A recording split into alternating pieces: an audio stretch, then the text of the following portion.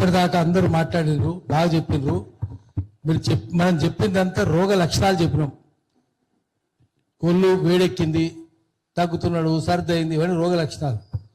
రోగం ఏందో చెప్పాలి. ఎందుకంటే రోగ లక్షణాన్ని బట్టి వైద్యం చేయం, రోగాన్ని బట్టి వైద్యం చేస్తాం. రోగం ఏంటంటే భారతదేశంలో డెమోక్రసీ లేదు. డెమోక్రసీ అంటే రూల్ బై పీపుల్, ప్రజాస్వామ్యం, ప్రజల పరిపాలన లేదు.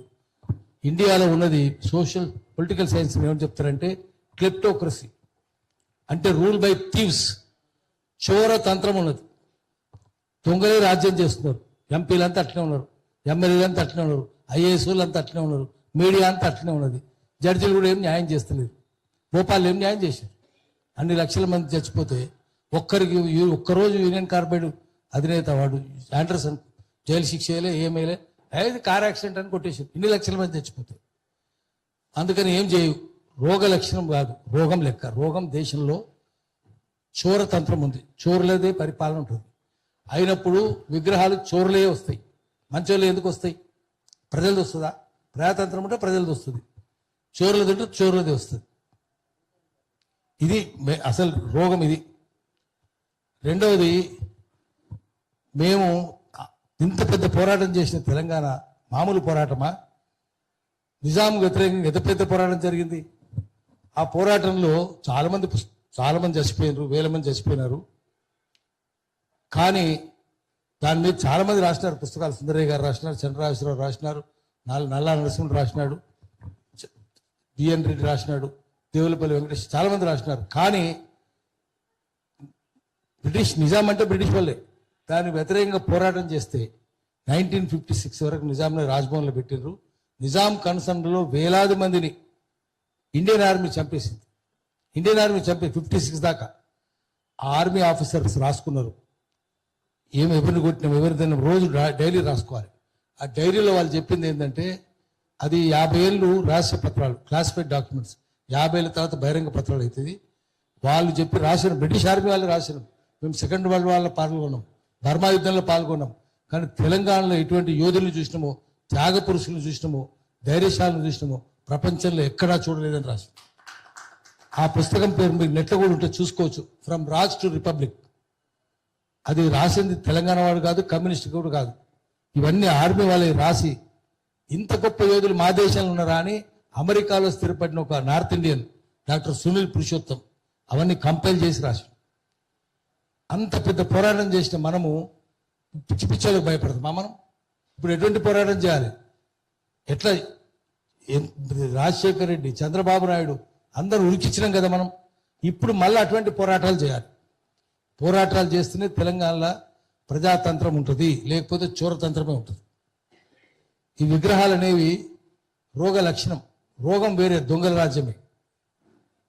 అందుకని ఏమవుతుందంటే ఏమవుతుందంటే విగ్రహాలు, మన విగ్రహాలు పెట్టనిస్తున్నారా?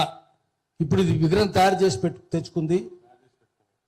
పెట్టుకుంది ఆ శైలజ బ్రదర్, వాడు శుభలేఖ సుధాకర్, వాడు తయారు చేసిండు.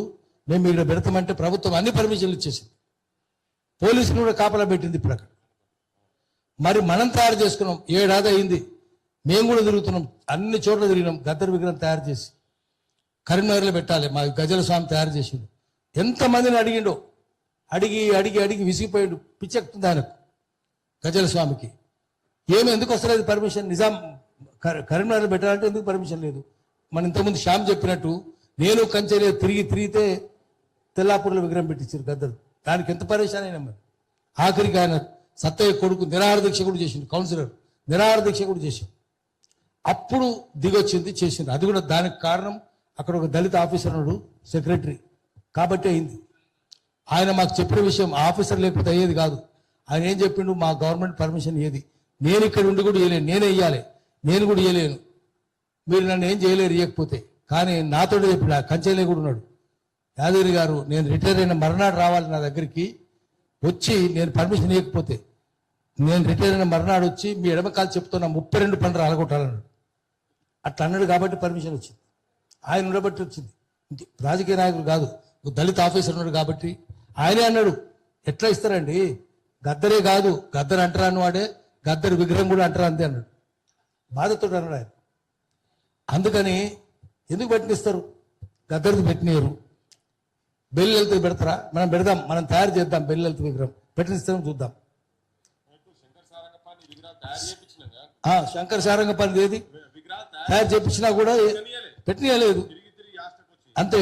తర్వాత మేము నిజామాబాద్ లో మన దండి వెంకట్ సావిత్రిబాయి పూలే జ్యోతిరావు పూలే విగ్రహం తయారు చేసి పెట్టాక పర్మిషన్ ఇచ్చిన మర్నాడే అక్కడ ఎమ్మెల్యే కూడా ఉండే టిఆర్ఎస్ ఎమ్మెల్యే అని పేరు బీగార్ గణేష్ గుప్తా ఆ విగ్రహాలను తీసి చెత్త లారీలో తీసుకొని పోయి చెత్తకూరు పడేసారు. పెద్ద పోరాటం అయింది. అప్పుడు వాడే దిగొచ్చి మళ్ళీ కొత్త విగ్రహాలు చేయించి పెట్టింది. ఇప్పుడు కూడా మళ్ళా అట్లా బీగాల గణేష్ గుప్తా మెడలు ఉంచినట్టుగా ఇక్కడ ఉంచాలి, లేకపోతే కాదు. సావిత్రిబాయి పూలే జ్యోతిరావు పూలే విగ్రహాలు పెట్టినారా? చెత్తపుట్లో పడేస్తారా మీరు? అంబేద్కర్ విగ్రహాలు పెట్టినిస్తురా? హనుమంతరావుడు పెట్టితే ఏమైంది? పంజగుట్టలా పెట్టినిచ్చిర్రా? ఆఖరికి హనుమంతరావుని 4 గంటలు పోలీస్ స్టేషన్లో కూర్చోబెట్టారు. అంబేద్కర్ విగ్రహం పెట్టినారు, దేశ నాయకులు పెట్టినారు, కానీ తెలంగాణకు వ్యతిరేకంగా పాటలు పాడిన విగ్రహాన్ని మాత్రం పెట్టిస్తారు. అందుకనే మనం చేయాల్సింది ఏంటంటే ఇంతకుముందు మిత్రులు చెప్పినట్టుగా పెద్ద పిలిపియాలి. మళ్ళీ ట్యాంక్ బండ్ మీద ఎట్లయితే మిలియన్ మార్చ్ జరిగిందో ఆందోళన విగ్రహాలు ఇట్లా చెత్తకూడలు పడేసిండ్రు, అట్లా పడేసేటట్టు మనం పిలిపియాలి. ఎందుకంటే ఇంతకుముందు మిత్రులు అందరూ చెప్తూనే ఉన్నారు, మోదీ, అమిత్ షా, చంద్రబాబు నాయుడు, కేసీఆర్, రేవంత్ రెడ్డి అందరు కలిసే ఉన్నారు. అన్ని పార్టీలు కలిసే ఉన్నాయి. మన తరఫున ఉండరు, కానీ అన్ని పార్టీలను నిలదీసి చేయాలి. అదేవిధంగా సుద్దాల హనుమంతు గద్దరికి నేర్పింది ఆయనే కదా. సుద్దాల హనుమంతు విగ్రహం ఎందుకు ఉండదు? గోచి గొంగడి గాల విగ్రహం ఉండదు, గద్దరిది ఉండదు. ఈయన కూడా గొంగడి వేసుకుని తిరిగినారు సుద్దాల హనుమంతు, ఆయన కూడా విగ్రహం ఉండదు. దీనికోసము పోరాటాలు చేసిన మనం అందరం మళ్ళా తీసుకొని రావాలి.